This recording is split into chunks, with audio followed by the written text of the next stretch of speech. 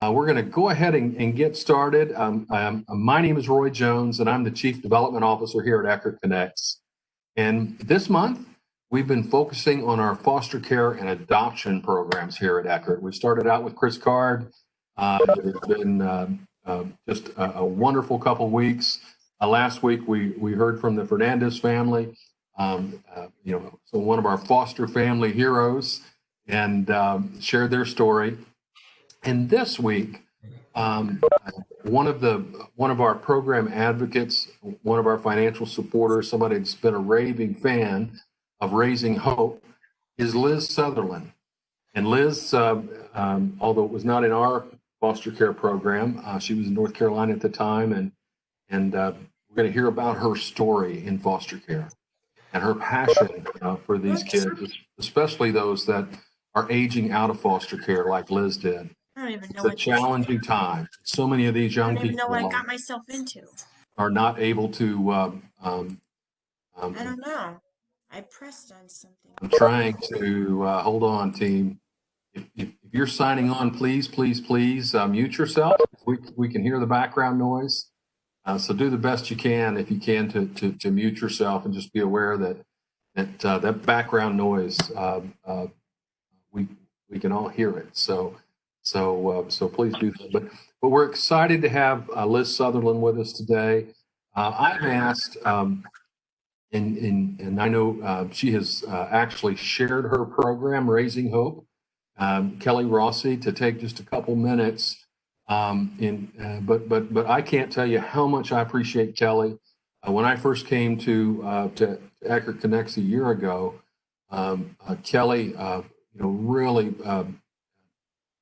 mentored me, educated me, trained me, showed me how to plug into the Eckerd world.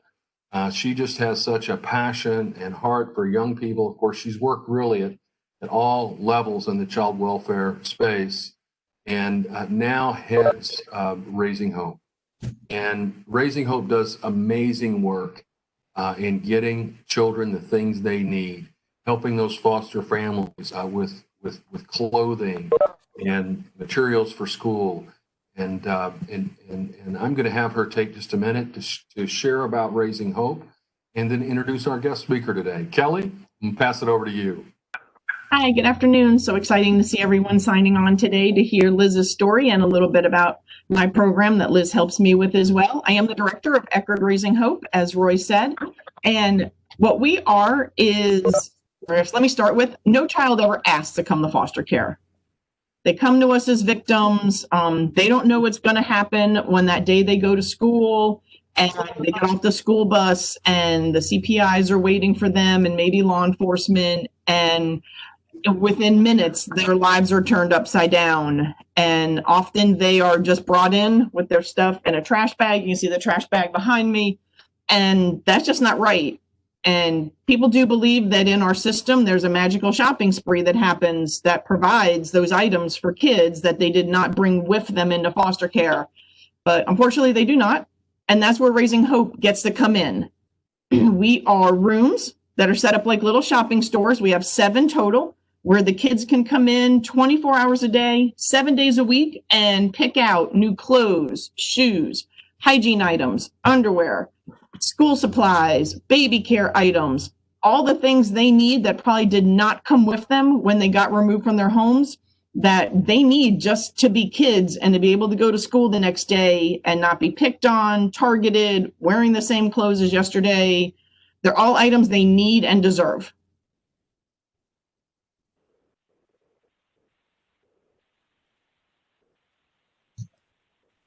Roy, you're on mute. There you go.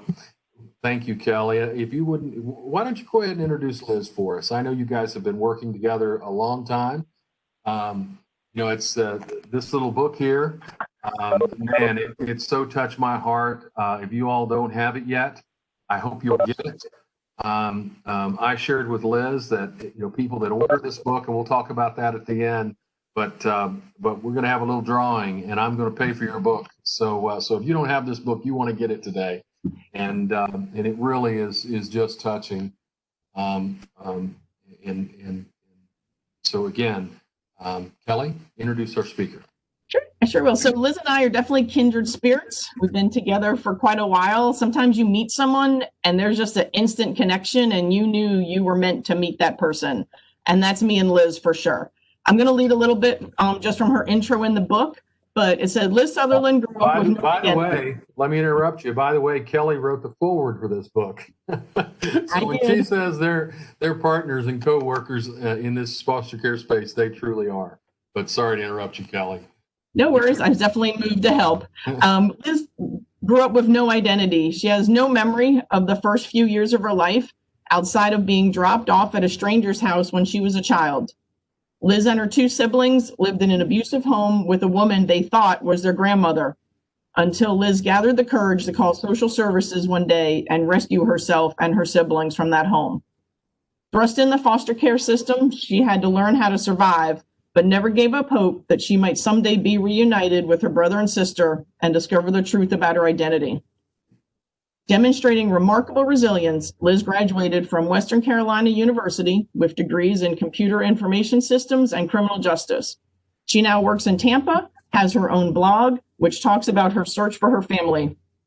She was featured in the book Growing Up in the Care of Strangers and is the author of No Ordinary Liz, a book chronicling her incredible life story. She is a frequent speaker with organizations such as Women of Compassion Forum, For Kids, and the Junior League of Tampa Bay. And she is my kindred spirit, as I said. So Liz, there you go. Liz, thanks for joining us today. Hey, thank you. And it's an honor to be here. So thank you for the invitation. Well, if you would, just take a couple minutes and take as much time as you want. I really want our listeners and supporters to know your story and, most importantly, know your heart. I'd love for you to just, as much as you feel enabled or empowered, to just share some of the challenges you've had, some of the pains you've gone through, and then how you aged out of foster care and landed on your feet. You're one of the heroes. Tell us that story. Awesome. Well, hello, everyone. As Roy and Kelly mentioned, I'm no ordinary Liz. And my story began probably when I was about 5. I came to the States by a man who I thought was my father, and dropped us off at his mother's house in North Carolina. And then he disappeared. So I don't have any memory of him. I don't know what, to this day why he did it, but I'm thankful for it in many ways. So from the time that I was 5 till I was 13, we lived with this woman who was really abusive, both mentally and physically. It was times in my life where I wanted to be you should be a youth and a teen and experience all of that. But those were the years where I was very much an adult. I was an adult for my sister and for my brother and really for myself. I went to school, and school was really a tough time for me in those years as well, because living with this woman, she hardly ever took care of us. We had our clothes on our back. We would wear them for a week at a time. So we were bullied a lot. We were not fully supplied as far as school supplies, so had to ask for school supplies, asked for borrow a piece of paper, a pen. It was a lot of asking. So during those years of being abused, we had social services come to not only the school but to the house, the trailer, numerous times. And the grandmother would always tell us that if we ever told the truth, that we would be abused even more. So when they asked how we were, of course, we would say we're fine. But we weren't fine. And there's a certain point in your life where you just have enough. And that came probably when I was entering my teens. And there was just an incident that happened with my sister, and it just drew the line. And I kind of ran out of the trailer that we were in And the surrounding neighbors kind of knew our situation, and they really didn't know how to help, but they were always willing to offer. And so there was one particular trailer that I ran to and demanded to call for DSS. And I let them know that we are 3 kids who are desperately in need of getting out of this trailer, because if not, you know, something really bad could happen to us, or we would really do something to this person. And at 13, it's kind of a sad situation to think, but for us, it was really survival.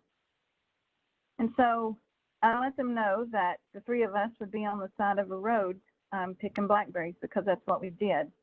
We picked blackberries almost every day and would sell them. We would almost pick 2, between all of us, it was about 3 or 4 gallons, and we would sell them for $5. And we would take that money and try to have people buy school supplies or buy stuff for us. And so, sure enough, you know, it was just on that phone call, it was just by a leap of faith and hope that they listened to me and that they would show up. And the next day, they really did show up. And that was kind of when my foster care journey began. Had I known what I know now, though, a part of me is like, would I have done the same? And what does that mean? So when they took us from that trailer, we were all 3 together in the car. But then when we got to the actual, I guess it was the social services department building, there was another car that pulled up and took my brother. And at 13, I had no idea what they were doing.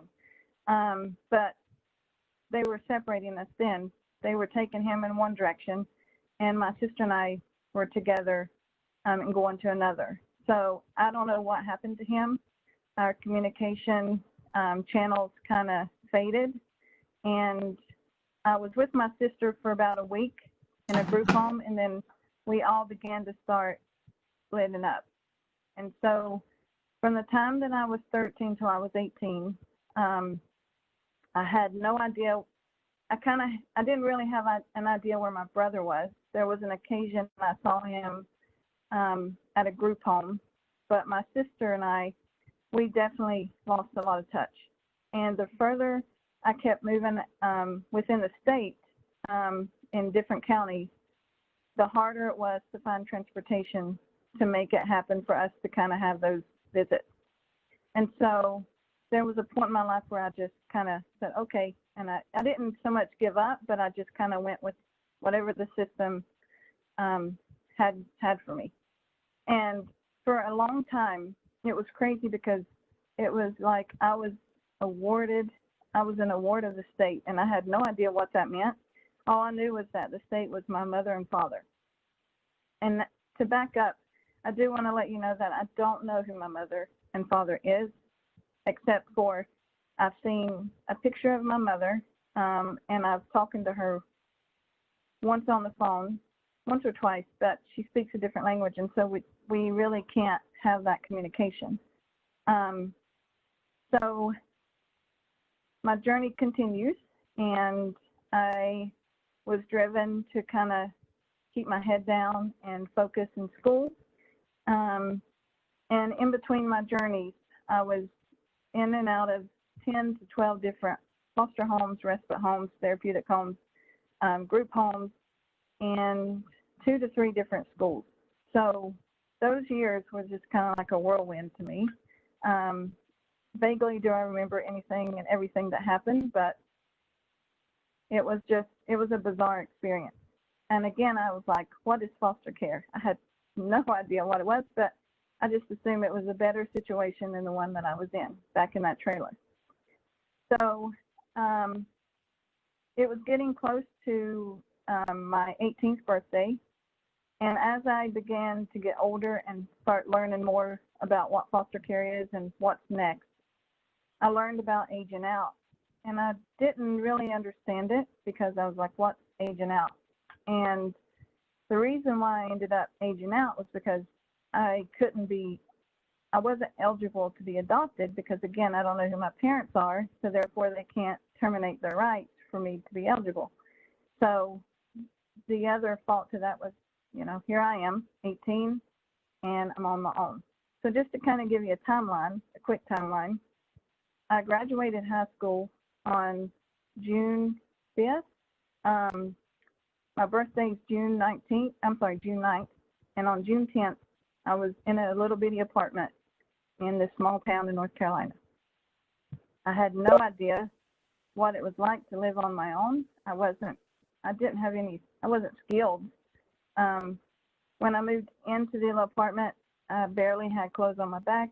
I had a few clothes that, I had gathered throughout my time in care. I didn't have hardly any furniture, but one thing that I did have was a car that I furnished on my own. I worked very hard for that car, and was very proud of it. And I did want to mention, when I entered foster care at 13, for several years, my clothes was in a very big, bright orange state bag, trash bag. It's just so vivid to me, because if you see the state workers working on the side of the road, sometimes you see those big orange trash bags. And that was what was carrying my stuff, what little stuff I had. And for a long time, when I looked at that trash bag, you couldn't help but feel like maybe a part of me was trash, like what was part of me that was disposable. And it really bothered me for a long time. But I realized that, there's more to that. I'm more than just a trash bag. I'm worth more. And when I was 18 and I was on my own, I realized, that was the time that I needed to believe in myself. And so I just asked for help. I didn't care where it came from, because I was in survival mode.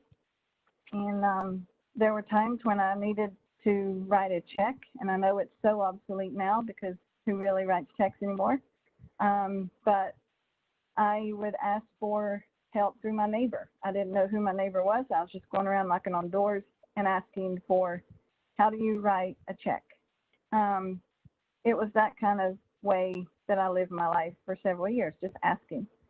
And one of the things I like to talk about is, part of being 18 and being an adult and aging out is, I needed credit, because if I wanted credit, if I wanted a credit card, if I needed anything, I didn't have any credit. So I needed someone to be a co-signer for me. And I remember asking my hairdresser if she would be willing to co-sign. And I knew what that would mean, because if someone is giving me a chance, then I need to honor and be sure I can make those payments. And that really, stuck with me for years, because it made me stay impeccable with who I am. So through my years of trying to get on my feet, I decided education was the way to go. So I enrolled in a local community college, and I got my associate's degree.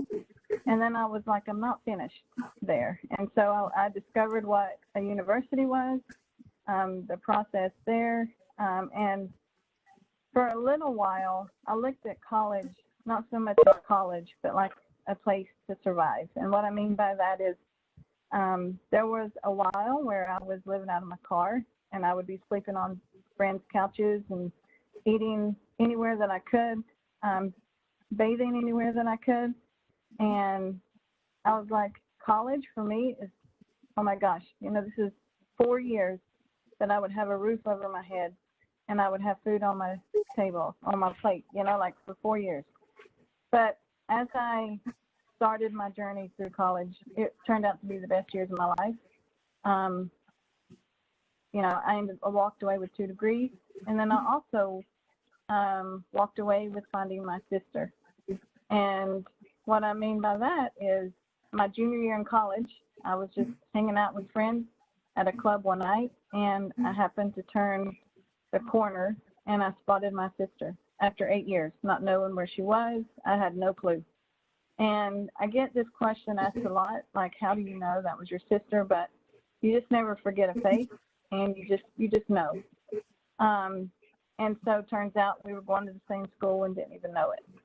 And it's crazy because my whole life, when I was looking for colleges, I was looking at UNC, I was looking at other places, and why I chose that particular school, I'll never know. But I think it was for a reason.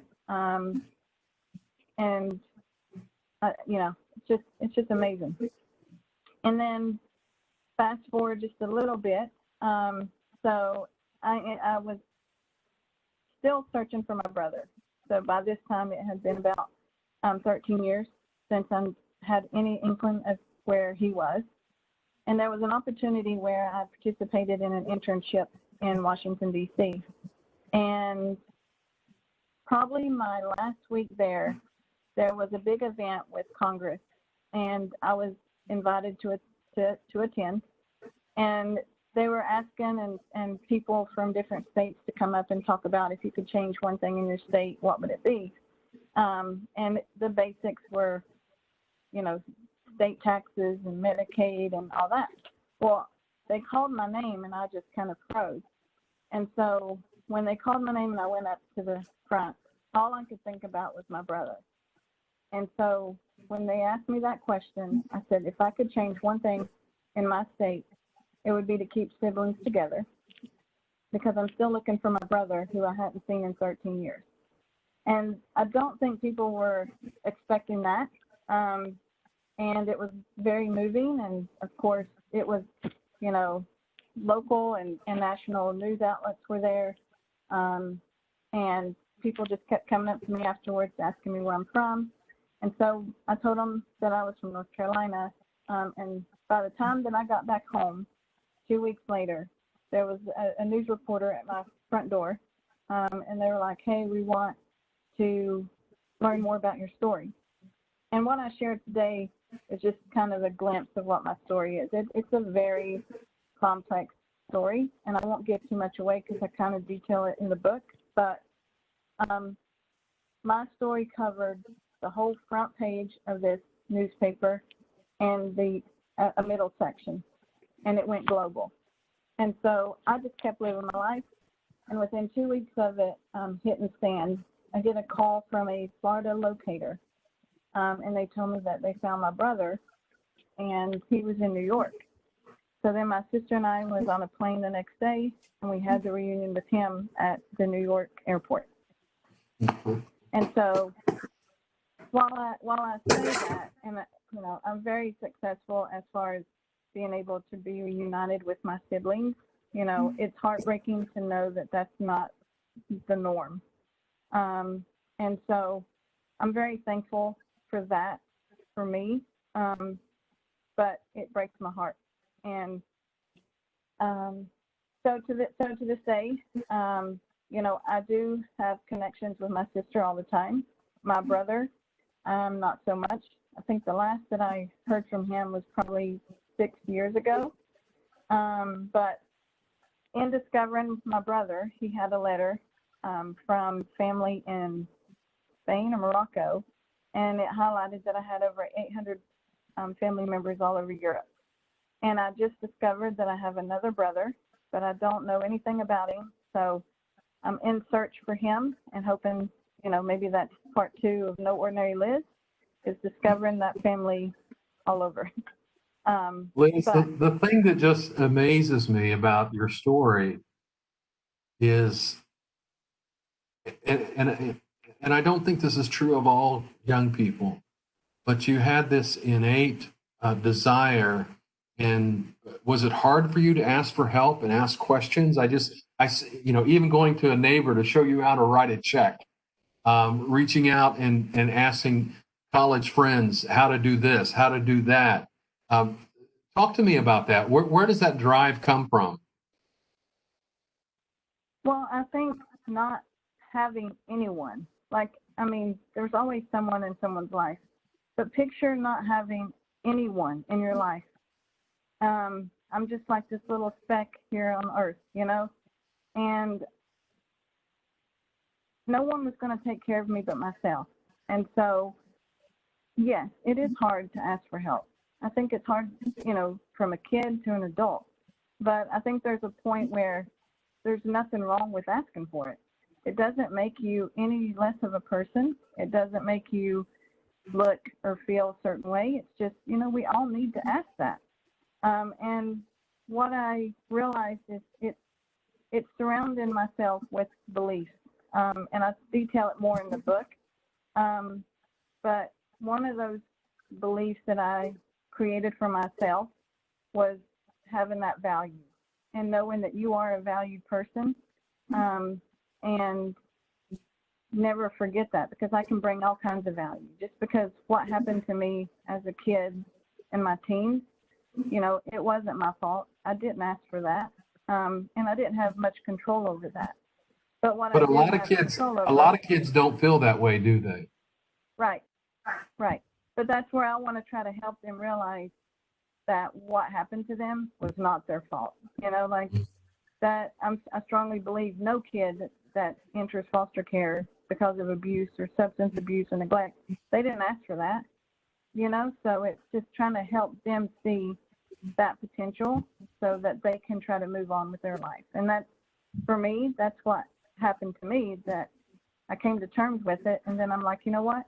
This is my life. You only get one shot at it. And I want to try to do the best that I can with it. And so here I am. And, you know, I'm a huge advocate for them today because I did make it. You know, I'm on the other side of it. And I want to help them get there too. Liz, this is Kelly. What advice would you give our youth in foster care based on your incredible story? Ooh, you know, one thing that I would really have to say is believe in yourself, as I said. You know, this is, I don't want to say so much this is your fight, but it kind of is. This is, you know, you get a chance, just like everyone else, to live an extraordinary life. And I want them to know their worth, and I want them to know that they're valued, and they have a lot to bring to the table. Talk to me, Liz. You know, I'm just thinking about some of the things that I looked in the book. I mean, you know, believing in the belief system and the value in themselves. I'm an author myself, and I know one thing about writing books, as you've done, you got to be a goal setter, and you got to set out a plan. How did that come about in your life, and how do you recommend that for other young people? So it's interesting that you asked that question. So in high school, like my senior year, I had to write a thesis as part to graduate, and I wrote about my foster care journey and what foster care was, or what the system was.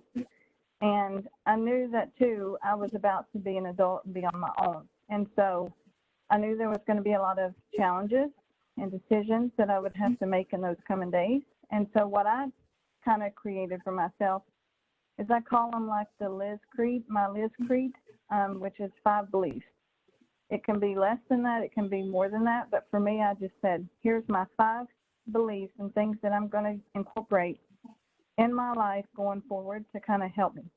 And I explain them in more detail in the book, but you know, I can just kind of share briefly what those are. The first one is understanding. It's just simple. It's just understand other people. I'm not trying to judge people. I try to just see their world from their point of view. The next one is I set goals for myself, both long and short term, because my favorite quote from Albert Einstein is, you know, try not to become a man of success, but rather try to become a man of value. And so that's what I've been trying to do, is be a person of value. And then the third one is be responsible. You know, yes, I had to grow up sooner than other kids that were in foster care. But it didn't, it's okay.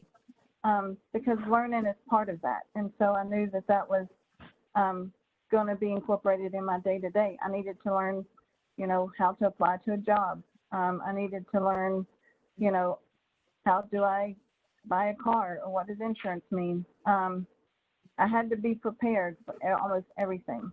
And then I wasn't afraid to take chances. And the other two that I have is, an overall belief system. And, we all see the world through our own individual lenses. And so, whether you believe your system is built on God or not, it's totally up to you. But for me, I needed to have that kind of structure to know that I wasn't alone and that I had someone in my corner. And then lastly, it's just, again, I preach this day in and day out, is know your value. You're a valuable person. It doesn't matter if you're in foster care or not. Every person is valuable. And for me, I knew that I wasn't a throwaway or just a case file. But I knew I was more than that. So based on all of this, and I thank God above for the opportunity to write about this back in high school, but this is my creed, and I live by this day in and day out. So Liz, kind of going back to what you said about not knowing how to do things, what advice would you give we might have some foster parents on the call. Like, what would you like to tell foster parents that you wish you had for you? Yeah, so first, and I just want to say thank you, because I don't think you hear it enough, but if it wasn't for you, I probably wouldn't be where I'm at today. These children have nowhere else to go. And I know that there's always challenging days, that these kids that come into your home have been battered and bruised by their lives. But even if these kids are in your home for a short period of time, foster parents, you guys are extraordinary individuals who are on this earth to give children truly the second chance at life.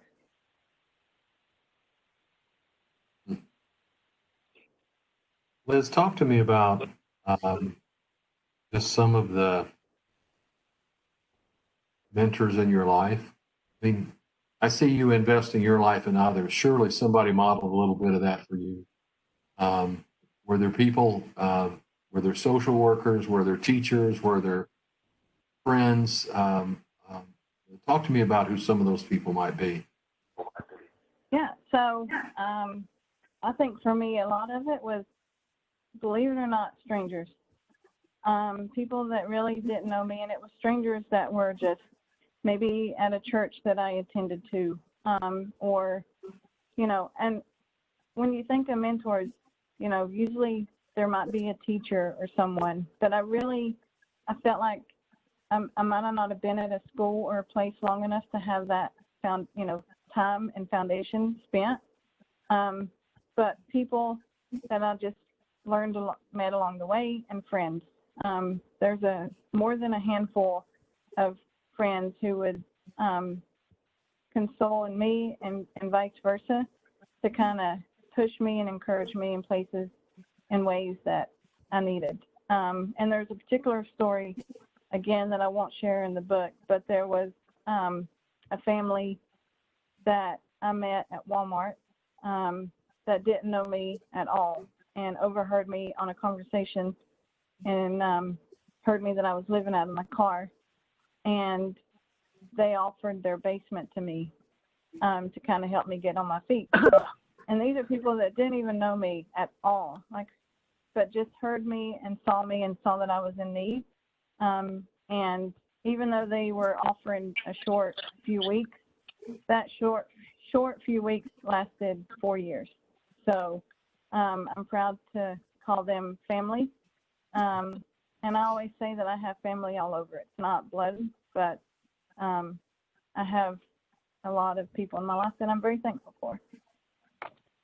Let me spin it another direction back at you. I mean, just touches my heart to hear you thank our foster parents. And we've got many foster families on the call with us today, and many people that work with our foster families on the call with us today.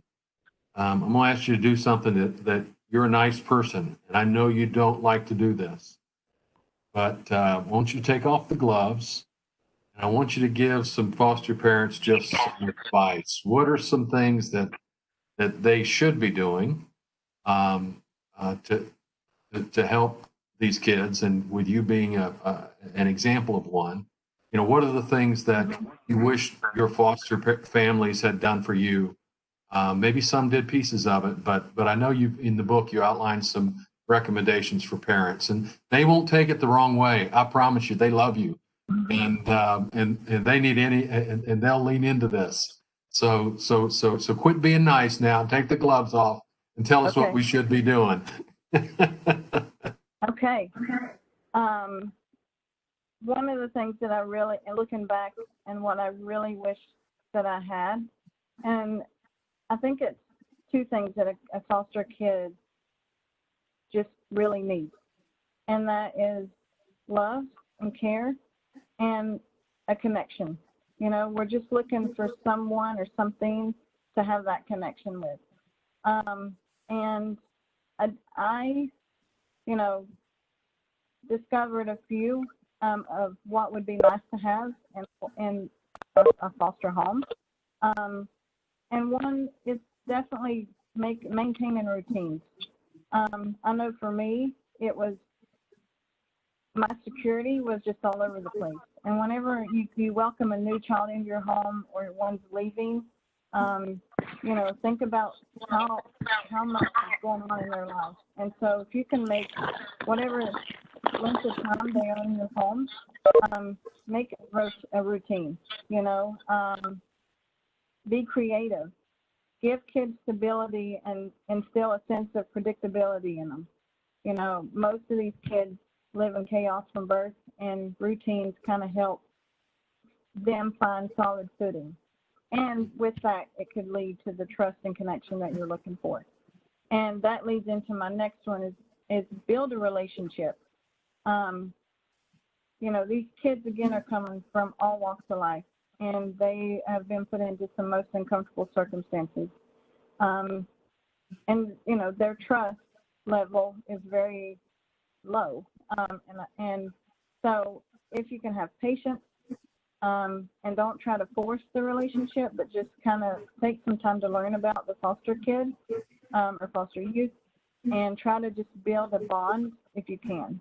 And with that, try to have fun, because they always say that laughter is good for the soul, and I truly believe it. That's awesome. That is awesome. Oh, and then one thing I did want to say is accept them into the family. One of the things that I still think about a lot is when I would be going into foster homes and not knowing really who they are. When they would introduce me to their other family members, they always said, "My foster kid Liz," versus "This is Liz." It makes a child it made me feel even less like I felt included in their family, and it just, the labeling and just that word just is very kind of degrading in a way. So, make sure that you call them by their first name and not have anything to do with my adopted son or daughter or, my foster kid. Wow. A little nuance, but it makes a big difference in identity and self-worth, doesn't it? Mm-hmm. It's all about belonging. We all want to belong to something. Mm-hmm. So touching. Liz, I know you've been a supporter of Raising Hope, and we've got many Raising Hope supporters on the call with us today. What would you like to say to them, and what's your thoughts about this program? I love this program. I really wish that I had something like this when I was in foster care, and maybe there was, but maybe it just wasn't communicated to me. But I would have loved to have had an opportunity to go to Kelly's room of hope, to not only get what I needed for a week, but to just pick up some hope, and have put it in my back pocket, and show that people there really cared. There was somebody out there that cared for me. I truly believe that this program is necessary for these kids today. And I love that it's open 24/7, because there's not a specific time or day that a kid's gone into foster care, or there's just not. And so when these kids are taken, 9 times out of 10, it's just them. They don't have all their stuff or their belongings with them. And so, try to keep their dignity by letting them go pick out and pick out stuff that speaks to them, and tries to let them continue to be who they are. So I appreciate all the donors. Continue, if you can, to donate, to support not only just this program, but all the programs offered through Eckerd, because, at the end of the day, there's so many different ways that we can connect, but what stays the same is these kids. And so whatever support that you can provide, it's greatly appreciated. Thank you, Liz. You're so sweet. Always reassured that people love the program as much as I do. So Liz, how can we get a copy of your book? And then we're going to share a way that people can give an item to a child and get a book. But tell them how to get your book first. So I am on Amazon, Barnes & Noble, Books A Million. If you just go to any of those locations or where you normally purchase your books, you should be able to find it there. And if you don't have any interest there, I know that there's some discount books too, like, oh my goodness, what's that one? Thrift books. You can find books there that people have used. And it's, and I always say this, I'm not about trying to make a profit off of my book. I'm a big believer that we all should share a story, the good, the bad, because there's someone out there that can read it and try to incorporate maybe just something small from it into their life. And so I want to just encourage that these kids get a copy of it, or just read it for you, because it's not just for, again, foster kids or foster families. Anyone that has that's trying to get through some of their darkest days, the book, I promise, will try to help do that. Yeah, I just wanted to remind people that we had you pre-registered for the event today. One of you, I'm going to buy your book for you. So we're going to just literally have a drawing, put names in the hat. We'll be notifying you by email that I bought Liz's book for you, and you just need to get your address then to tell me where to send it. But please, Liz, what's it cost if you go to Amazon? Remember? $16.95. $16.95. Or it depends.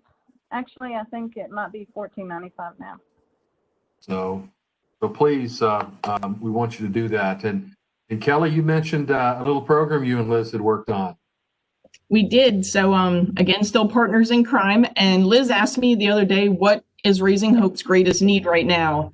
And it is new shoes. We don't give out used shoes to the kids. We believe, new shoes give you dignity, also save from being bullied. We have kids come in bare feet, or in shoes that don't fit, or shoes with holes in them, or soles falling off. And we want them to have new shoes. So Liz has generously offered anyone who donates through our website, which I put in the chat box, $25 for a new pair of shoes. She will give you an autographed book. All right. So yay! Love that idea. Yeah. Love that idea. People often think that Raising Hope could make it with just used clothing. And it's just not possible, is it, Kelly? Because of the sizes and as you said, and especially in the cases of shoes, they need the new stuff. We do. There are 48 sizes of shoes, not counting half sizes, and we carry them all. We carry from little baby infant shoes to your teenage boy size 13, because again, we want them to have what they need and fit in with their peers. So yeah, we supply a lot of new shoes, about 40 to 60 pairs every month. Wow. That's a lot of feet. Wow. So go online, buy a pair of shoes, and get an autographed copy of Liz's book. That's a great idea. I so appreciate you, Liz. It is. We're going to open it up for questions, but I just want to tell you before we do that. I mean, you're an angel. You were sent here to minister to these young people, and it's just, Thank you. It's so obvious. Part of our mission statement, and you touched on it, God first, and it's so obvious that God had a special plan for your life, and we so appreciate what you're doing. We appreciate, just to think about, you talk about mentors and people that showed you things and taught you, and a lot of times strangers helped you learn something that there was no one else to teach you. And we it just made me think of the verse of scripture that talks about how there are angels among us doing things for us, and we just think they're a normal person. And God sent you angels to help you at certain times, and I believe you're an angel to many of these young people right now. And thank you for what you do, Liz. You're welcome, and I truly believe that, and because my life could have been so different had people not reach out, or for me to just kind of say, okay, I want to accept the help. But it's all about choices too, and I choose to have an extraordinary life one way or another. And this is therapy for me. Like, I enjoy sharing my story and talking about it because almost every kid that their journey begins, I've walked in their footsteps. I know what they feel and what they're going through, and so the book really is to kind of provide the journey and let you yourself take a walk in their shoes so that you can understand what they are going through and maybe kind of helping them a little bit better. Awesome. Well, I want to open it up for questions. Anybody from the audience have a question? Please just unmute your mic and shout it out. Anybody? This is always the hard part. Everybody's shy. I think you guys covered everything so well. In my opinion, anyway. This Elizabeth or Liz, I don't know what you prefer. I appreciate appreciate your time, and definitely, I really like the insights that you brought up about your experience in foster care and that nuance of just how to even address one of your children when you have someone in foster care or that you've adopted, just by their name. That's powerful. I don't know if you realize that. One of the providers here with Eckerd, and just that's something that you don't always think about telling people. So, but if we can just really stop and think about it, they have a name, and their name is not Foster Kid Joe. Foster Kid is just the situation that they're currently in, but Joe is their real name. And so, almost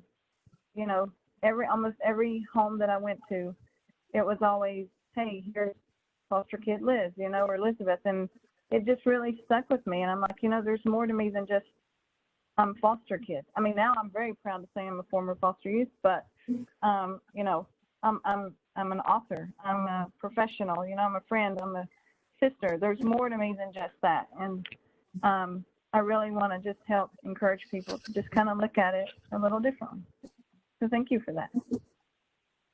That's amazing. No, it's very true. Very true. We can help promote that messaging to others, because it's not unfamiliar to us either, especially as professionals. We're doing it now, even in the realm of homelessness. we don't really Mhm. refer to people as a homeless person. It's an experience, not a person. Right. You know, they're Right. experiencing that Mhm. issue. So thank you so much for Mhm. that. You're welcome. Very good. Any other questions? Liz, Margaret put in the chat box just saying thank you for being vulnerable and sharing your life. Hey, you're welcome. Thank you for taking the opportunity just to listen. I'm speaking for kids that are currently in care, so what I share with you, they're probably experiencing it. Mhm. Well, Liz, again, I just want to thank you. We so appreciate your transparency, you sharing your journey with us. It helps us to provide better care for the kids that we love and care for. It helps us to be um, better family members, better friends, better social workers as we care for their lives. So thank you so much, Liz, for today. We so appreciate you. Please, if you don't have Liz's book, I just saw somebody post, hey, I went on Amazon and found it for just $13.82. So please, please, please get Liz's book. One of you on the call today, I'll be emailing you and buying a book as my gift to you for joining us today. And please, if you would, $25 to help Kelly buy shoes, and you also get a book. So please, please, and Liz is going to sign it. So please, please take us up on that. We need your help right now. This shoe demand every day, every day. Um, it, it, it's just a real need, and so please get involved.